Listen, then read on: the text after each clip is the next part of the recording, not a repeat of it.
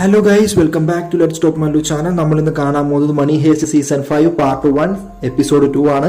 Episode 1 നമ്മൾ already ചെയ്തിട്ടുണ്ട്. താഴെ ഡിസ്ക്രിപ്ഷനിൽ ലിങ്ക് കൊടുത്തേക്കാം. അപ്പോൾ നമുക്ക് വീഡിയോയിലോട്ട്. ഈ സീനിന്റെ തുടക്കത്തിൽ നമ്മളെ കാണിക്കുന്നത് വേറെ വഴിയൊന്നുമില്ലാതെ അവർ ആർമീനെ ഫേസ് ചെയ്യാൻ തീരുമാനിക്കുന്നു. അതിനായി ഹോസ്റ്റേജസുകൾ പകുതി ആളുകളെ നിരത്തി നിർത്തി അവരുടെ മാസ്കുകൾ മാറ്റുകയാണ്. എന്നിട്ട് അവർ വരിവരിയായി പുറത്തോട്ട് ഇറക്കുന്നു. അവർക്കിടയിലൂടെ ടോക്കിയോയും ലിസ്ബണും സ്റ്റോക്ക്ഹോമും ഇറങ്ങി വരികയാണ്. ഇവിടെ കാണുന്ന ജനങ്ങൾ അവിടെ തരിച്ചുകൂടുന്നു. മീഡിയയുടെ ക്യാമറ കണ്ണുകൾ ഇവർക്ക് നേരെ തിരിയുകയാണ്. അങ്ങനെ അവർ മൂന്നുപേരും എല്ലാവരുടെയും മുമ്പിൽ വന്ന് നിൽക്കുകയാണ്. സ്റ്റോക്ക്ഹോം തൻ്റെ കയ്യിലുണ്ടായിരുന്ന വെള്ളക്കൊടി ഉയർത്തി കാണിക്കുന്നു. ഇത് കാണുന്ന ജനങ്ങൾ അവരെ സപ്പോർട്ട് ചെയ്തുകൊണ്ട് കൈയൊടുക്കുകയും ഒച്ചയുണ്ടാക്കുകയും ചെയ്യുന്നു. ഇത് കാണുന്ന ടമായോ അവരെ മൂന്നുപേരെയും കൊല്ലാൻ തൻ്റെ ഫോഴ്സിനോട് പറയുന്നു. എന്നാൽ അവരെ കൊന്നുകഴിഞ്ഞാൽ ജനങ്ങൾ നമുക്കെതിരെ തിരിയുമെന്ന് ഏഞ്ചൽ പറഞ്ഞ് അത് തടയുകയാണ്. എന്നാൽ ഇതേ സമയം അർട്ടൂറോ തൻ്റെ സ്ഥിരം കലാപരിപാടി തുടങ്ങിയിരുന്നു. ഗവർണറെ കുഴിച്ചടിക്കാനുള്ള അടുത്ത പരിപാടികൾ നടത്തിക്കൊണ്ടിരിക്കുകയാണ്. നമുക്ക് പെട്ടെന്ന് ഓടി ആ ടെൻറ്റിൽ കയറാം, വേറെ ആരെയും നോക്കണ്ട എന്നൊക്കെ അർട്ടൂറോ പറയുന്നുണ്ട്. എന്നാൽ ഗവർണർ അതൊന്നും കാര്യമാക്കുന്നില്ല. അങ്ങനെ ടമായോ ലിസ്ബൻ്റെ അടുത്ത് ചർച്ചയ്ക്ക് വരികയാണ്. ലിസ്ബൻ തൻ്റെ കയ്യിലുള്ള മൊബൈൽ ഉപയോഗിച്ച് അകത്തേക്ക് വീഡിയോ കോൾ ചെയ്യുന്നു. എന്നിട്ട് ഗാന്ധിയുടെ അവസ്ഥ കാണിച്ചു കൊടുക്കുകയാണ്. ഗാന്ധിയുടെ ഹെൽത്ത് കണ്ടീഷൻ മോശമാണ്, അവന് ട്രീറ്റ്മെൻറ്റ് അത്യാവശ്യമാണെന്ന് പറയുന്നു. അതിനായി ഒരു ഡോക്ടറെ ആവശ്യപ്പെടുന്നു അവർ. എന്നാൽ ടമായോ പറയുന്നത് ഗാന്ധിയെ വിട്ടു തന്നാൽ ഞങ്ങൾ തന്നെ ട്രീറ്റ്മെൻറ്റ് ചെയ്തോളാം, നിങ്ങളുടെ അടുത്തോട്ട് ഡോക്ടറെ വേണ്ട ആവശ്യം ഞങ്ങൾക്കില്ല.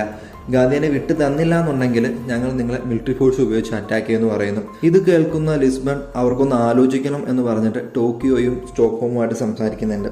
ലിസ്ബണ് ടമായോട്ടുള്ള സംസാരത്തിൽ നിന്ന് ഒരു കാര്യം മനസ്സിലായിട്ടുണ്ട്, പ്രൊഫസർ അവരുടെ കയ്യിലല്ല എന്നുള്ളത്. അലീഷിയ പ്രൊഫസറിനെ ഒറ്റയ്ക്കാണ് കടത്തിയതെന്ന് അവർക്ക് മനസ്സിലായി. അങ്ങനെ അവസാനം അവർ ഗാന്ധിയെ വിട്ടു നൽകാമെന്ന് പറയുന്നുണ്ട്. അങ്ങനെ ഗാന്ധിയെ റിലീസ് ചെയ്യാനായിട്ട് അവൾ അകത്തോട്ട് വിളിച്ചു പറയുകയാണ്. എന്നാൽ ഇതേ സമയം ബാങ്കിനകത്ത് ബൊഗോട്ടോ ഗാന്ധിയനുമായിട്ട് ഫൈറ്റ് ചെയ്യണമെന്ന് പറയുന്നു. എന്നാൽ പെലർമോ അത് സമ്മതിക്കുന്നില്ല. പല കാര്യങ്ങളും പറഞ്ഞ് ബൊഗോട്ടോനെ പിന്തിരിപ്പിക്കാൻ ശ്രമിക്കുന്നുണ്ട്. ഇതേ വിഷയം പറഞ്ഞ് റിയോയും ഡെൻവറും തമ്മിൽ വഴക്കുണ്ടാകാണ്. അവസാനം എല്ലാവരും ബൊഗോട്ടോയുടെ കൂടെ നിൽക്കുന്നു. അങ്ങനെ ഗാന്ധിയും ബൊഗോട്ടോയും തമ്മിൽ ഫൈറ്റ് ചെയ്യാണ്. ബൊഗോട്ടോ ഗാന്ധിയെ ഇടിച്ച് ഇഞ്ച പരുവാക്കാണ്. ഇതേ സമയം ഹോസ്റ്റേജസുകളുമായി ലിസ്ബൺ അകത്തോട്ട് വന്നിരുന്നു. ലിസ്ബൺ കാണുന്നത് ഗാന്ധിയനും ബൊഗോട്ടോയും തമ്മിൽ ഫൈറ്റ് ചെയ്യുന്നതാണ്. ലിസ്ബൺ അത് തടയാൻ ശ്രമിക്കുന്നുണ്ടെങ്കിലും അതിന് സാധിക്കുന്നില്ല. അവസാനം ടോക്കിയോ ഇടപെട്ട് ആ വഴക്ക് നിർത്തുന്നു. എന്നാൽ ഗാന്ധിയൻ ടോക്കിയോനെയും പ്രൊവോക്ക് ചെയ്യാൻ ശ്രമിക്കുന്നു. ടോക്കിയോ ഗാന്ധിയനെ എടുത്ത് പഞ്ഞിക്കിടുകയാണ്. അവളുടെ കലിപ്പ് മൊത്തം അവൾ തീർക്കുന്നുണ്ട്. ഈ സന്ദർഭം മുതലെടുത്ത് അർട്ടൂറോ അവിടെ ഉണ്ടായിരുന്ന വെസ്റ്റുകളും വെപ്പണുകളും കൈക്കലാക്കുകയാണ്. ഇത് മറ്റുള്ളവർ ശ്രദ്ധിക്കുന്നുണ്ടായിരുന്നില്ല. വെപ്പണുകൾ കയ്യിൽ കിട്ടിയ അർട്ടൂറോയും ഗവർണറും ടീമും ഇവർക്ക് നേരെ ഫയർ ചെയ്യുകയാണ്. പെട്ടെന്നുള്ള അറ്റാക്ക് ആയതിനാൽ ഇവർ എല്ലാവരും പരിഭ്രാന്തരാകുന്നു. ആ വെടിവെപ്പിൽ ഡെൻവറിനും കുറച്ച് ഹോസ്റ്റേജസിനും പരിക്ക് പറ്റുകയാണ്. എന്നാൽ ഇതേ സമയം പുറത്ത് ടമായോ താൻ വിളിച്ചു വരുത്തിയ മിലിറ്ററി ഓഫീസറുമായി സംസാരിച്ചുകൊണ്ടിരിക്കുകയാണ്.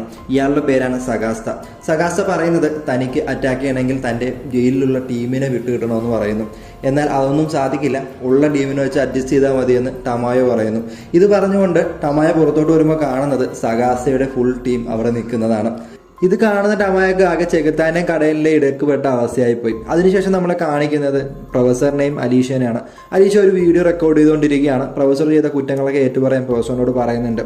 ആദ്യമൊന്നും പ്രൊഫസർ അത് സമ്മതിക്കുന്നില്ല. മോണിറ്ററിലൂടെ ബെഞ്ചമിനും മാർഷലും അകത്തോട്ട് വരുന്നത് കാണുന്ന പ്രൊഫസർ അലീഷയെ ഡിസ്ട്രാക്ട് ചെയ്യാൻ വേണ്ടിയിട്ട് താനെല്ലാം തുറന്ന് പറയാമെന്ന് സമ്മതിക്കുന്നു.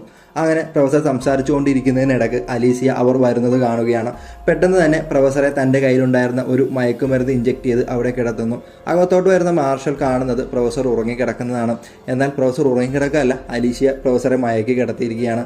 കുഴപ്പമൊന്നുമില്ല എന്ന് കാണുന്ന മാർഷൽ അവിടെ നിന്ന് എഴുന്നേറ്റ് പോകാൻ പോകുമ്പോൾ പെട്ടെന്ന് അലീസിയ ആ മയക്കുമരുന്ന് ഉപയോഗിച്ച് മാർഷലിനെയും മയക്കി കിടത്തുന്നു. ഇതേ സമയം ബാത്റൂമിൽ കയറിയ ബെഞ്ചമിനെയും അലീസിയ തോക്ക് ചൂണ്ടി പുറത്തേക്ക് കൊണ്ടുവരുന്നു.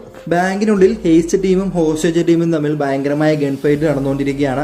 ഹേസ്റ്റ് ടീമിന്റെ കയ്യിലുണ്ടായിരുന്ന തോക്കുകളിലെ ബുള്ളറ്റുകളെല്ലാം തീർന്നു തുടങ്ങിയിരുന്നു. ബുള്ളറ്റുകളും ഗ്രനേഡ് ഇരിക്കുന്ന ഒരു സ്ഥലം തനിക്ക് അറിയാമെന്ന് ടോക്കിയോ പറയുന്നു. അത് എടുക്കാനായി ടോക്കിയോ അവിടെ നിന്ന് പോവുകയാണ്. ഇതേ സമയം ഹോസ്റ്റേജ് ടീം എത്തിപ്പെടുന്ന ഒരു മുറിയിലാണ്. ആ മുറി വഴി പുറത്തേക്ക് കടക്കാനാണ് അവർ ശ്രമിച്ചത്. എന്നാൽ ആ മുറിയുടെ ഡോറ് ബോംബുകളാൽ നമ്മുടെ പിള്ളേർ ആദ്യമേ അടച്ചു വെച്ചിരുന്നു. എന്നാൽ അവിടെ മറ്റൊരു അപകടം ഹേസ്റ്റ് ടീമിനെ കാത്തു നിന്നിരുന്നു. കാര്യം വേറൊന്നുമല്ല, അവരുടെ മുഴുവൻ വെപ്പൺസും അവർ സൂക്ഷിച്ചു വെച്ചിരുന്നത് ആ റൂമിലായിരുന്നു. ഇത് അർട്ടൂറോ കാണുകയാണ്. അത് അർട്ടൂറോക്ക് ഒരു സുവർണ അവസരമായിരുന്നു. അർട്ടൂറോ തന്റെ കയ്യിൽ കിട്ടുന്ന ഓരോ ആയുധങ്ങളും അവർക്കെതിരെ ഉപയോഗിച്ചുകൊണ്ടിരിക്കുകയാണ്. എന്നാൽ ഇതിനെ ഗവർണർ തടയുന്നുണ്ട്. നമ്മുടെ കൂടെയുള്ളവരുടെ സുരക്ഷ കൂടി നമ്മൾ നോക്കണമെന്ന്. എന്നാൽ അർട്ടൂറോ അതൊന്നും കാര്യമാക്കുന്നില്ല.